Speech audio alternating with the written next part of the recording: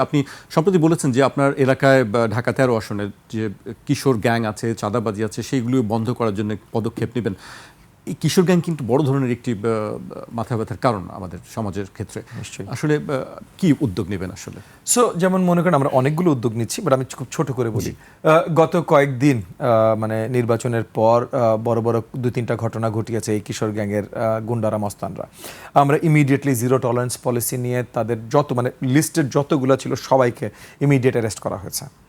তাদেরকে sort of কি বলে নাম কোর্টের আওতায় দেওয়া হয়েছে, মানে মামলা দায়ের করে তাদেরকে জেল হাজতে পাঠানো হয়েছে। প্রত্যেকটা জায়গায় যারা এগুলোর মূল হোতা তাদের বিরুদ্ধে ওয়ার্নিং চলে গেছে যে আমরা জিরো টলারেন্স। রাস্তায় যে চাঁদাবাজি হয় এগুলোর বিরুদ্ধে জিরো টলারেন্স আমরা ইতিমধ্যে জানিয়ে দিয়েছি। রাতারে সব পরিষ্কার করতে পারবো না ভাই, বাট অনেক কিছু পরিষ্কার হওয়া শুরু হয়েছে। ছিনতাই টিনতাই এগুলো এই মাসটাতে রোজার মাসে আরও বাড়ে, কারণ ওই যে কিছু টাইম থাকে আপনার কি বলে নাম আপনার নামাজের কিছু টাইম থাকে বা ইফতারের কিছু টাইম থাকে, যেই টাইমগুলো আর কি সর্ট অফ লাইক জনবিহীন হয়ে যায় আর কি। এই টাইমগুলো সুবিধা বা সর্ট অফ অসৎ সুবিধা নিতে চেষ্টা করে এই গ্যাংগুলো। এই টাইমগুলোতে আমরা এক্সট্রা টহল দেওয়ার ব্যবস্থা করছি। আমরা পুলিশ ফোর্সেসকে আরও এম্পাওয়ার করতে চেষ্টা করছি, এটার জন্য আলাদাভাবে ফান্ড তৈরি করছি। আমরা প্রত্যেকটা জায়গায় নতুন করে সিসিটিভি ক্যামেরা লাগানোর ব্যবস্থা করছি, এবং এগুলো আজকেও বৃহত্তর বাজার কমিটিগুলোকে নিয়ে আমি বসেছিলাম আমার এলাকায়। সো মন্ত্রণালয়ের কাজ যেমন আছে, এলাকার কাজও আছে। বাজার কমিটির সবাইকে আমি ডিরেক্ট ইনস্ট্রাক্ট করেছি তাদের বাজারের আশেপাশে যেন সিসিটিভি ক্যামেরা লাগানো হয়।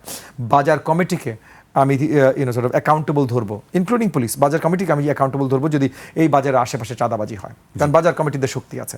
তো এরকম সবার সাথে আমরা বসছি, আমরা একটা নেটওয়ার্ক তৈরি করছি, আমরা পুলিশের অ্যাক্টিভিটি বাড়াচ্ছি, একটা ফান্ডও তৈরি করছি আমরা পুলিশের জন্য। সম্প্রতি 2-1 দিনের মধ্যে আপনি নিশ্চয়ই দেখেছেন ঢাকা বিশ্ববিদ্যালয়ের টিএসসিতে আমরা একটি ঘটনা দেখেছি।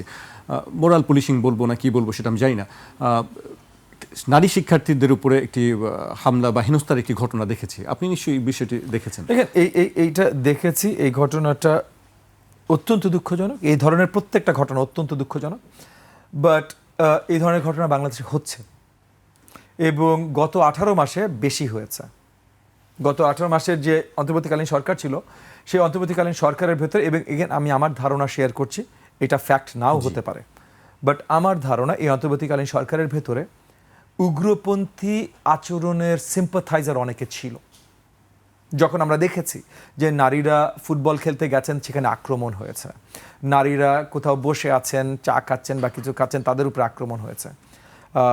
এই জিনিসগুলোর কোনো ধরনের বিচার বা কিছুর আয়তায় আনা হয় নাই। এমনকি ওই সরকার একটা নারী কমিশন বসিয়েছিল, সেই নারী কমিশন জাস্ট একটা রিপোর্ট দিয়েছিল, রিপোর্টের বাস্তবায়নের কাজও কেউ কখনো করে নাই। এই আমাদের যে সব রাজনৈতিক দল নিয়ে যে আলোচনা বসেছিলাম সনদের, সেখানে ওদের আলোচনা উঠেই নেই কোনোদিনও। হ্যাঁ, কিন্তু তাদের বিরুদ্ধে বিশাল মিছিল এইটাই হয়েছে, কুশপত্র লেখা পুরানো হয়েছে, ডেথ থ্রেট দেওয়া হয়েছে, মানে মেরে ফেলবে এরকম থ্রেট অফিসিয়ালি দেওয়া হয়েছে।